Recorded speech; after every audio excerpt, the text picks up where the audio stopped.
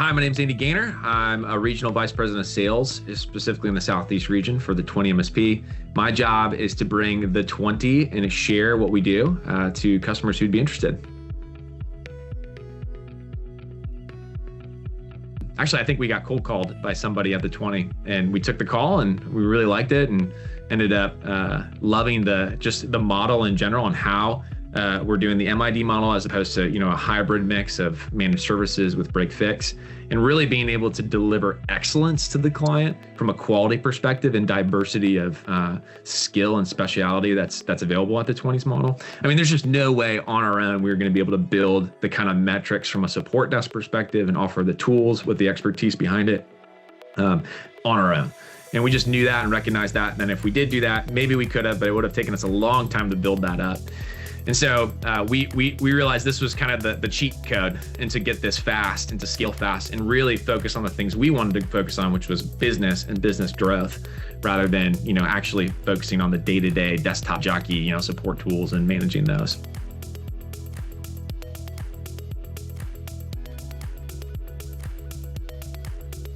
So for us, we were not super engaged in the community as much as we would like to have been. We just got busy and things like that. And so we had missed the roll-up conversations from the 20.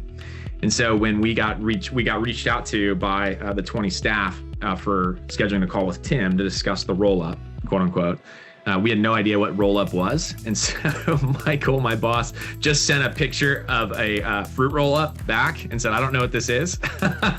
And they explained it and we were like, oh, actually, that's really interesting. And so we talked to Tim, and I was on the first call actually, just because I was just a major stakeholder in building that business up. And then I eventually bowed out. But yes, Michael and Tiffany did a great job of communicating to us what was going on, why we were doing it. We had already had plans for an end game in general to sell the business, but where our timeline was a lot longer. And so when we ended up having this opportunity, honestly, it fit really well within what we were already trying to do, and it got us there faster. I think the 20s approach is unique in the sense that there's really no effective way to do IT management right. And when I say right, being the way it should be done. And so we all know in the industry, there's tons of things that should be done, that could be done, as far as best practice goes with configuring a network or setting things up. And the 20s model offers a really frictionless way to approach that. And not only that, it actually, what I found is that it motivates us as a business to put our money where our mouth is and actually do the work from a project perspective to get there.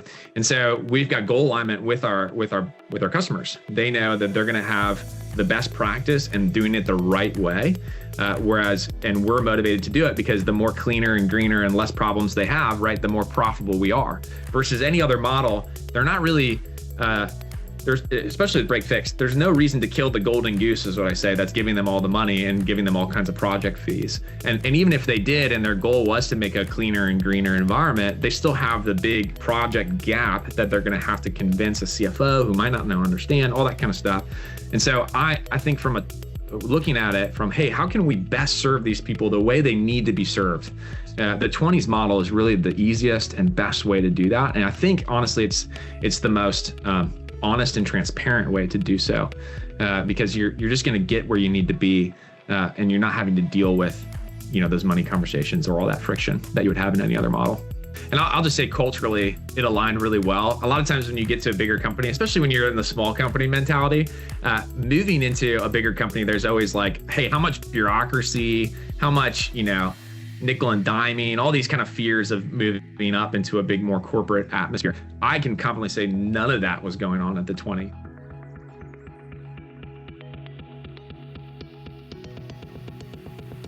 I mean, we were already bought into the 20s model. And so we were using their full stack. Everything was standardized. So the transition was really just switching us over from our tenant to the 20s, which was the team did a great job of integrating that very frictionlessly. None of our employees left. They're all still 2 years later, still with the 20.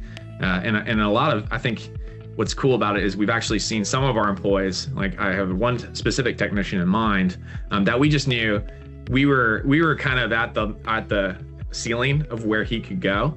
And then when he was able to come to the 20, he actually has gone up the ladder and really been able to be exposed to projects that he otherwise wouldn't have been at our small MSP.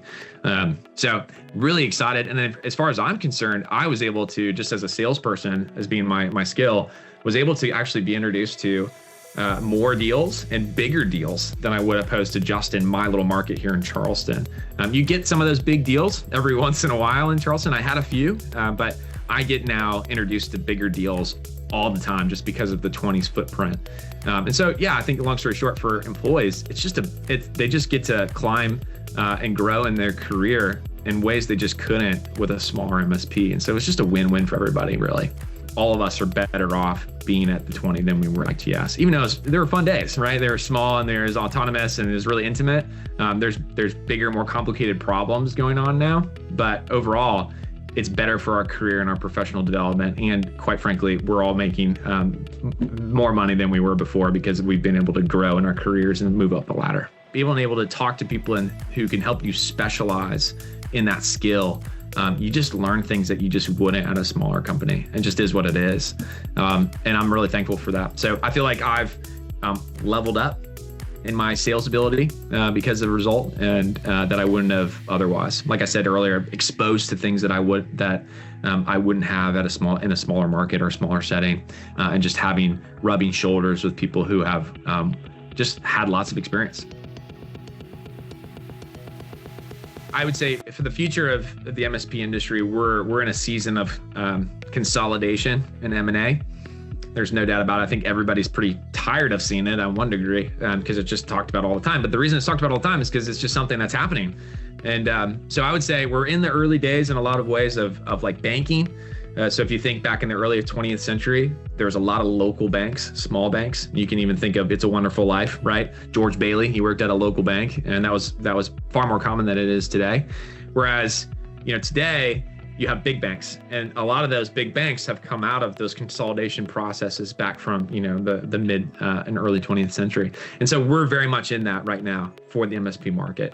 And so I envision, and I'm fairly confident that the 20 MSP is going to be one of those big bank equivalent names in the IT industry. We already are becoming, a staple name that folks know and they actually trust. Because the name speaks for itself. And I think our brand in general is going to continue to hold that kind of market presence in the future. And I'm excited to be a part of it. Hey, my name is Andy Gainor.